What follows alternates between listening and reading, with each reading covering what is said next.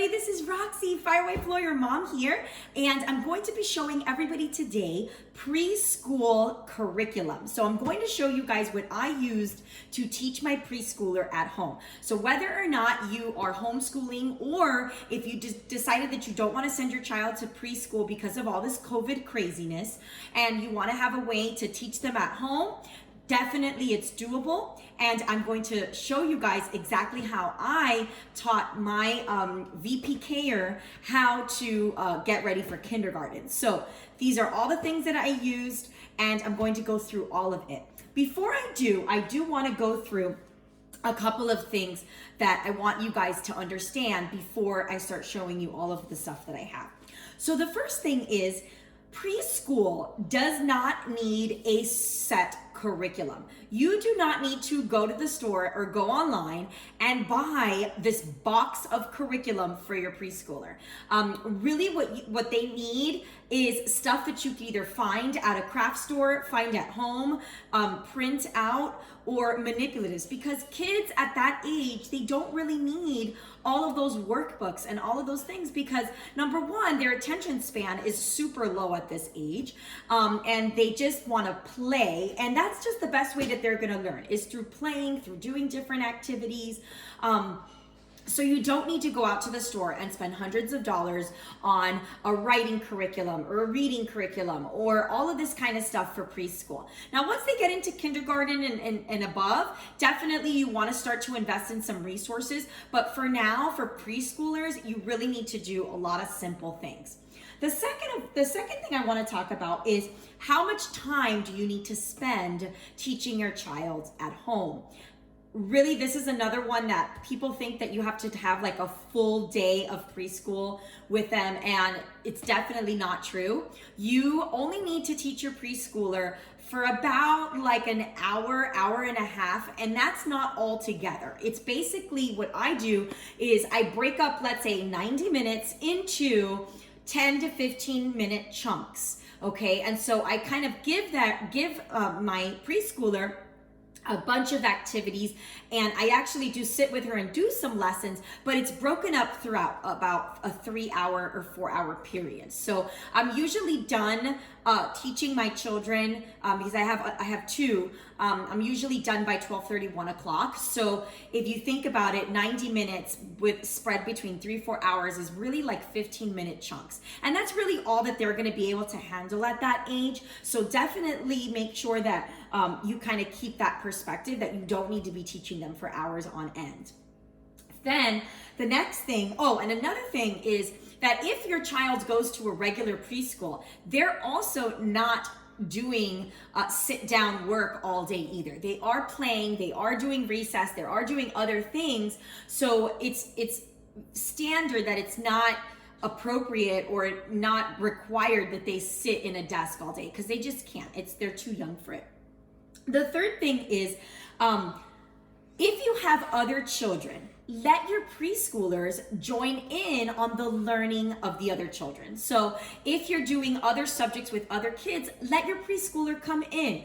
Keep them, even if they're not paying attention 100%, they are still absorbing something. So if, let's say, you're doing a social studies lesson or a science lesson with your older children, let your younger one join along, and maybe you can add in a little element that's more appropriate for their age, that they can feel that they participate.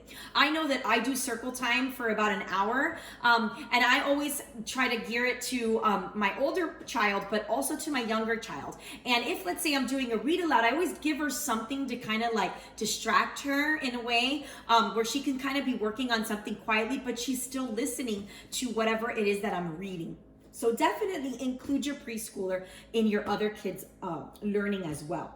The last thing I'm going to say is, when you're dealing with preschool, focus on the core. Don't worry about history, social studies, science, any of the others didn't. Just focus on the core. Now, what's the core? The core is reading, writing, and math. That's all you need to focus on. So it's really simple. For preschoolers, that's what they need to be focusing on, because that's what they need to be ready for kindergarten. So reading, writing, and math is really what you should be focusing on. And like I said, if you're only doing about 90 minutes spread out into about 3 or 4 15-minute periods, then definitely you can find a way to teach them these 3 things, these 3 cores, reading, writing, and math in that period of time.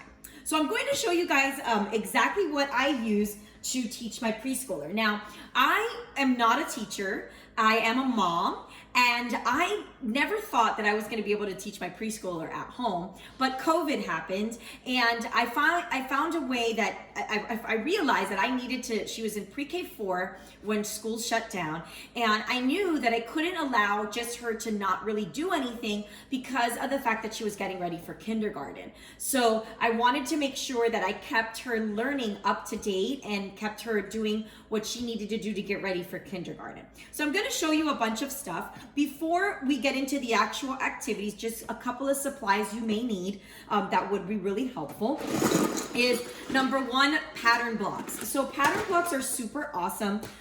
They are great for math. And if you could see, there's different shapes, and they can build things with these shapes. And I will show you some of the worksheets that I have found on Teacher Pay Teachers that use these pattern blocks as a manipulative. So they're great for fine motor, great for putting things together, spatial awareness, and all of that. So definitely it's good to invest in those. The second one is dot markers. You could do so many things with dot markers that, I mean, it's so crazy. A lot of worksheets that I'm going to show you have dot markers as part of the work that you have to do. And what's great is that it breaks it up for the children, that they're able to kind of use a different type of writing tool, and it's just, kind of stamping. So this is another great thing to invest in as well. The next thing is just to get all kinds of letter things. So you can get some magnets, some letter magnets, and these they sell all on Amazon, and I will link them in the description box. You've got letter tiles. You could use letter tiles.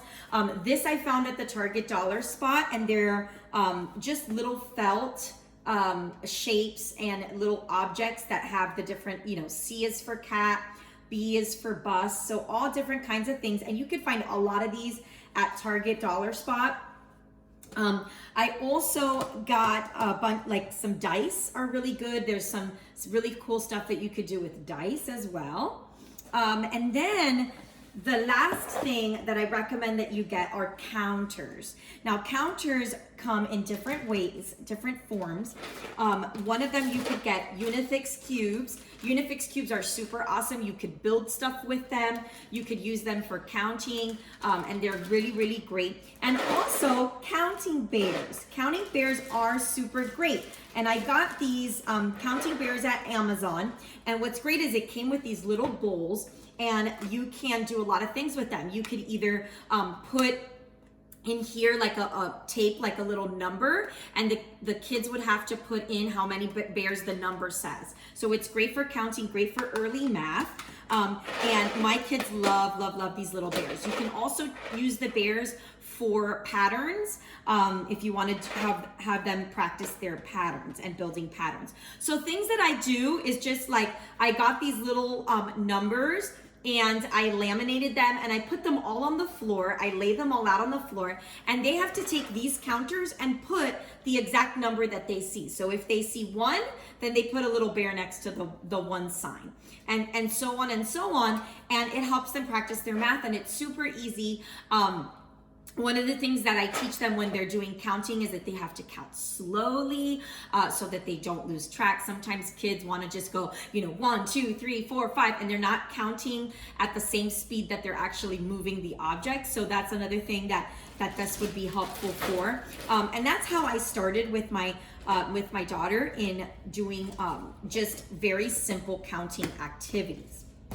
Now I'm going to go into, and I'm going to turn the camera around so you guys can see some of the other manipulatives and other games that I use. And basically what I do is I spread these out on my dining table and I give her the opportunity to just kind of do each of them. I kind of set up a little center where she goes around and does the different activities. So I'm going to kind of turn the camera around so it's a lot easier.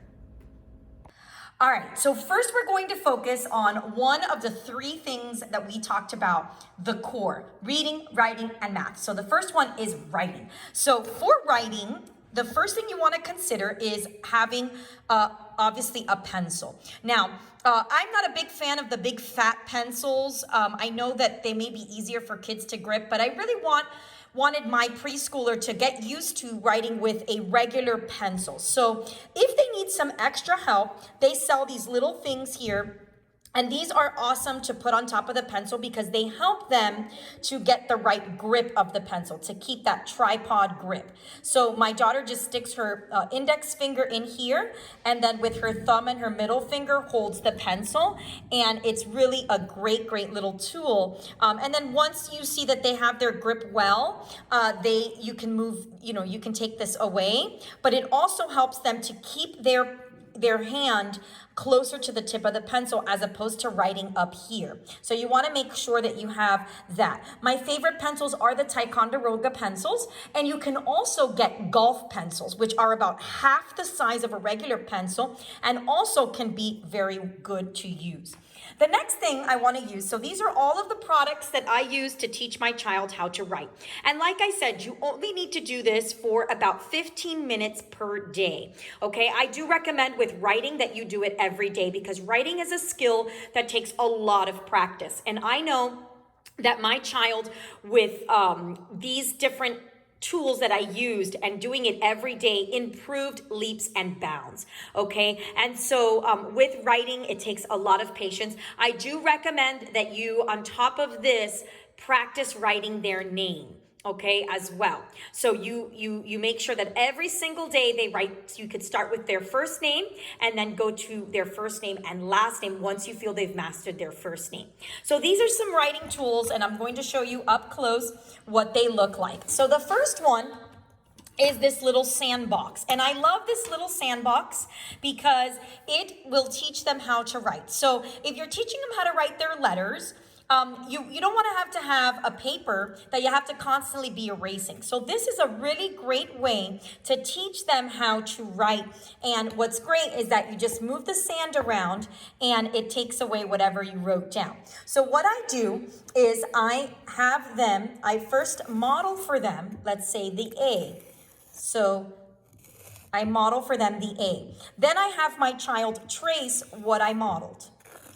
Okay? And then we just go through each of the letters, okay? So the way that I teach her is I found on Teacher Pay Teachers these great little letter formation flashcards. And what's awesome is it has little sayings that you tell the child so that they learn how to form their letters. And it has for uppercase and lowercase. So for example, let's look at the A.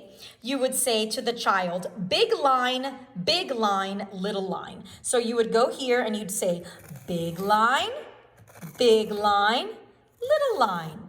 Okay, and you would have them repeat that instruction, and you'd also then just keep on telling them, and this helps them to visualize what they're going to be writing. For example, let's look at the B. Big line. So you would do big line, little curve, big line, little curve. So those are the ways that I teach my child, and we keep going. We do about 5 or 6 letters a day. And as she starts to get really good in the letters, we go, 10 letters a day, 15 letters a day, until she can do the entire alphabet every single day, okay? And there's also these other cards, which are great too, and you can also use these to help them if they still are not ready to write. They can trace with their finger and follow the numbers. So 1 is this way, and then we swim up and down. And you go through, and these are great little flashcards that also do the same thing. Now, if you have a left-handed student, which I have a left-handed child, you may need to adjust these to left-handed, because a lot of the cards that come on like Teacher Pay Teachers are for right-handed students. So you want to make sure that you look at it, and if you're lefty, like I'm a lefty also, so I noticed that I do form my letters a little bit differently because I write with my left hand.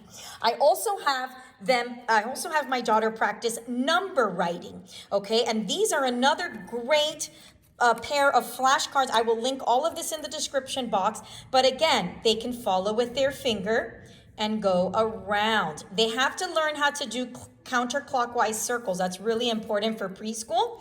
And what's great about these is that it also has the little pictures, so you could use them as number flashcards as well. All right, so I use this sandbox on a daily basis. Another thing you could use, and these are all like Montessori type of tools, and you could find them all on Amazon. These are some great little letter cards. What I love about these is they have like a sandpaper material, and it helps them follow along with their fingers. So you could have your preschooler literally just sit at the breakfast table and do this with each of the cards. As you can see, you could just have them. And believe it or not, this really helps them to form the letters, okay? And so I have here uppercase, and I also have the lowercase letters as well. Then moving on, I also have these other little boards that you can get on Amazon as well. And these are great because they work like magnets. So what they do is you have a little tip that's a magnet, and then every time you form the letters, the little dot, the little magnets appear. So the kids would follow along and they feel the magnet, and I'm trying to do it and hold the camera, but they would just follow along, and then after that you can kind of clear it all up. So I have that for letters and numbers. And that's pretty much it for writing. Also, in order for them to write well, they have to have a good fine motor grip, okay? And so what I do is I bought these tweezers, and I use these tweezers for different crafts. And I will show you right now one of the crafts that I use to help with the fine motor. So I found these on Teachers Pay Teachers, and it's from the Moffat Girls. And these are pom-pom made fun mats.